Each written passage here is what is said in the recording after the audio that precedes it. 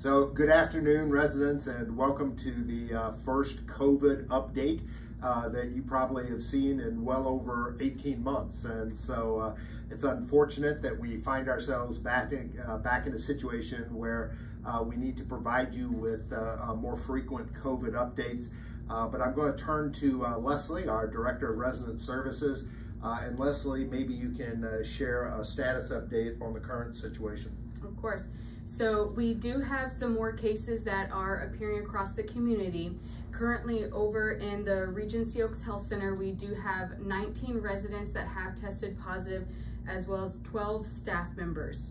In independent living, we currently have 19 residents that have tested positive, as well as 6 staff members for COVID here in independent living.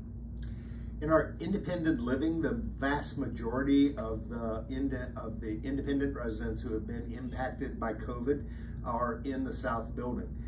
We do not believe that there is much of a risk that this is going to continue to spread, widespread across the South Building. These individuals that have COVID knew each other. They played cards together, they went to dinner together, and it was a mini super spreader event where they spread it amongst themselves. And we don't see much probability at this point that it's going to go beyond that limited number of individuals that hung out together and knew each other. We have tested everyone in the group, both those who are positive and those who have tested negative. So we'll continue to monitor that. But right now we feel like the situation is contained.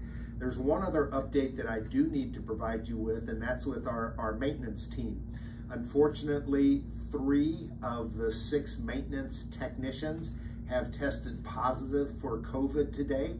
And so because of that, the likelihood of the other 3 testing positive over the next 48 hours is really high.